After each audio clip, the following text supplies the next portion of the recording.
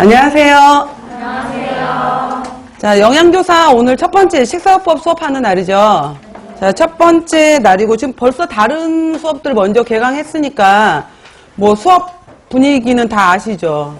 자, 아실 거고.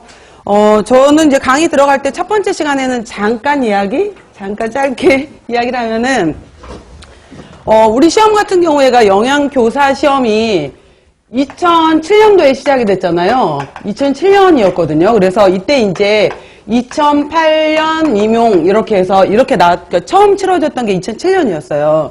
그리고 지금이 이제 2020인데 여러분들한테는 2021년 시험으로 이렇게 나가는 거잖아요. 그러니까 벌써 이제 13번이 지나갔고 14번째 시험이 되더라고요. 그래서 뭐 그 기간 동안에 뭐 여러 가지 형태의 시험들이 있었어요. 시험의 형태 변화들에서 뭐 기입의 서술형 문제로 맨 처음 시작했다가 나중에 뭐 1차 시험, 2차 시험 이렇게도 들어갔다가 또 여기에서 뭐 객관식 문항으로 들어갔다가 또 뭐 2차 같은 경우에는 서술형으로 또 바뀌었다가 이후에 이제 2014년도 이후부터는 전공 A, 전공 B 이런 식으로 들어갔었거든요. 그래서 전공 A, B였었는데 2020이었으니까 그러니까 작년 2019년도에 봤던 시험에 또 문항수가 바뀌었잖아요. 그래서 이 전까지는 2.4점, 5점짜리 문제, 4.5점, 10점 이런 식으로 해서 여러 배점이 큰 문제들이 있었다면은 작년부터 바뀌었던 것이 전부 다 2점하고 4점짜리 문제로만 바뀐 거예요. 2점, 4점으로만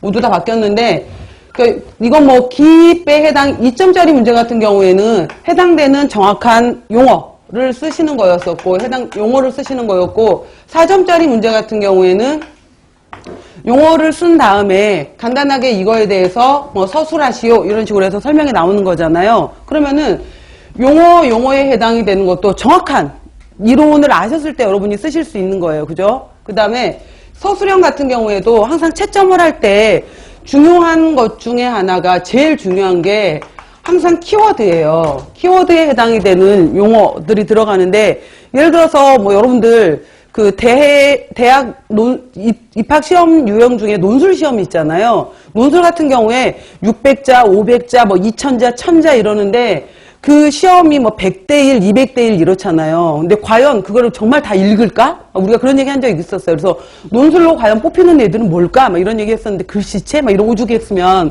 이런 얘기까지 했었는데 인문 논술, 뭐 자기의 생각을 논하는 건데도 불구하고 순식간에 딱 한 개당 3분씩 매긴대요. 한 아이 그 시험지를 넘기는데 3분이면 끝나는 거죠. 왜냐면은 거기에 들어가는 이게 이제 저도 논술을 보다 보니까 비교라는 것이 있고 적용, 요약 이렇게 얘기를 하더라고요. 그래서 A 지문을 주고 나서 B하고 C를 비교하는 거예요. 그 다음에 A에 관련된 논점을 B하고 C에 적용하시오. 그런 다음에 각각 A, B, C를 요약해봐라. 이런 거더라고요. 결국은. 이런 건데 여기에 해당되는 키워드들이 들어가 있으면 그걸 맞는 답을 해주는 거 다 읽어보지 않아요. 그래서 마찬가지로 여러분들 같은 경우에도 일단은 용어에 해당이 되는 이 용어가 들어갔느냐, 그 다음에 정확한 서술형을 쓸 수 있느냐, 이게 답이거든요. 그래서 이거를 보는 건데,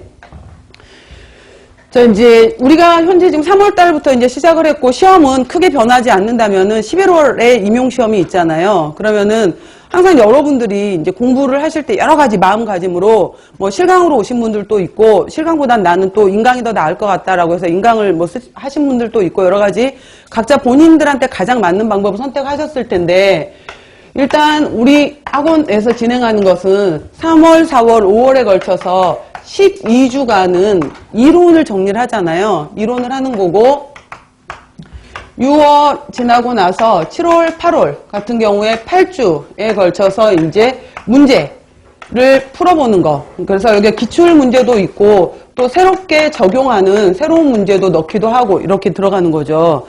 그 다음 시험 마지막에 10월 마지막 주 2주, 11월 첫째 주 2주 이렇게 해서 마지막 시험 직전에 4주 정도는 이제 모의고사를 실시를 했었어요.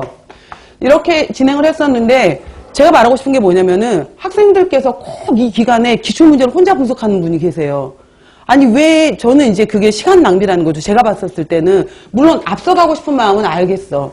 근데 이 부분에 있어서 그리고 뭐 여러분들도 이제 학원을 선택하실 때든 아니면 다른 합격자분들의 합격 수기를 읽어보셨든 아니면 다른 분들의 이야기를 여러 가지 보셨을 때 나름 여러 가지 결정을 하셨겠지만은 그것들을 했었을 때 제일 좋은 것 중에 하나가 이제 뭐 어떤 식으로 공부할 것이냐 공부 방법을 보시고 오셨잖아요. 그러면은 이 방법에 해당이 되는 것들 중에서 들어가는데 여러 번 했던 이제 뭐 재수라고 제가 표현을 할게요. 재수분들도 있을 거고 졸업하자마자 오시는